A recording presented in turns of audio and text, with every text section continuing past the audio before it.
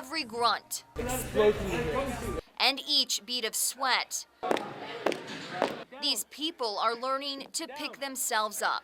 When you start bending your elbows, they're going to be close to your body. Being mindful of my body and mind at the same time, because working out kind of just coincides with that. This is the best workout. While working out his body, Johnny Armijo is also working out his demons. I ended up getting a DWI. I ended up getting into the recovery court program with Judge Benavides. Best thing that's happened to me. For Armijo, this is more than just a workout. It's how he fights his addiction. We got to look at our decisions that we're making. It's called Addict to Athlete. After the group of about 20 recovering addicts works out at Omni Strength, they meet in a group session. All the energy I put into my workout, I just channeled it out into a positive way. Armijo got involved with Addict to Athlete after being placed in Metro Court's year-long recovery program. Johnny came into the program on his third DWI violation. Chief Judge Edward Benavides oversees the recovery program and calls Armijo a shining star. He's been able to overcome his addiction issues by embracing the program, embracing sobriety. Now, 2 years sober, Armijo is still in recovery.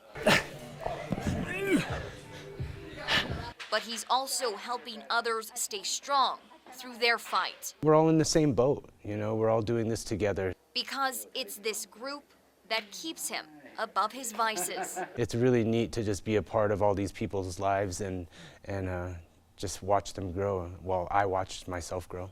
They're my sobriety. Rebecca Atkins, KRQE, News 13. When the sun rose Thursday morning, today we will run, we will laugh, we will cry, we will share memories. a mother could be seen running away from darkness When we feel the wind on our face, we know it's her. and toward light.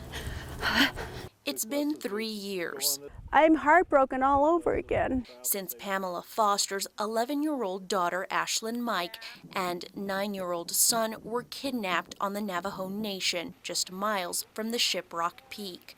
They had just stepped off the school bus. That was the last place where her little footprints were left behind and that she never made a home. I had no energy in me to visit that place. Until now. Let's do this for Ashlyn. Woo! Yay! Ashlyn was murdered by her kidnapper that day in May 2016. Her little brother escaped. All right, Pam. That's what brought Foster back. We can do it. Yes, we can. To the same place that's caused her so much heartache. It's too long that I've been waiting to do this. But on this journey and in her suffering, Foster is not alone.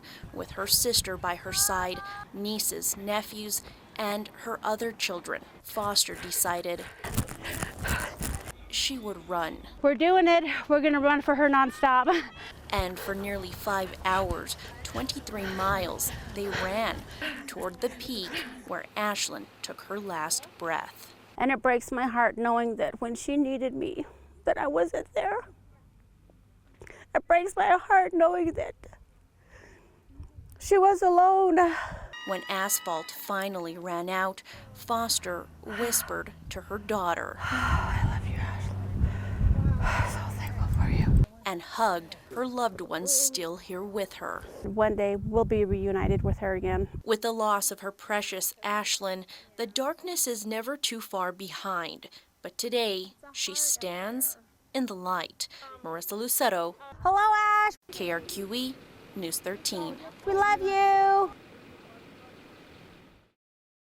It really must have been something. Owners of a multi-million-dollar cattle empire turned an old hacienda They had a very grand lifestyle. into a luxurious town in the 1880s before it all came crashing down. It was just a hub of excitement, how there was just so much going on. Alex Ogletree and his family are opening up the doors to the Lyons and Campbell Ranch in Gila, New Mexico, hoping it becomes a new tourist attraction. We want to see it continue. We don't want to see it fall back into ruins. The story starts with Tom Lyons and his partner Angus Campbell. The two built a cattle empire, turning the hacienda into a truly opulent 60-room home. Also building their own saloon and church for the 200 cowboys and workers living on the million-acre ranch. They even had a jail for them, because we all know what the combination of cowboys and alcohol can be. It all fell apart in 1917 when a hired hitman assassinated Lyons. No one ever figured out who orchestrated the murder or why.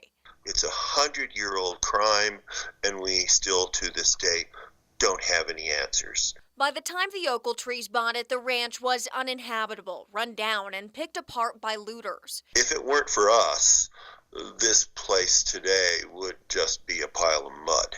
They've since restored much of the property to its turn-of-the-century charm. And for the first time, people can stay at and tour this big piece of New Mexico history. Share the history, love the place as much as we do. Brittany Bade, KRQE, News 13.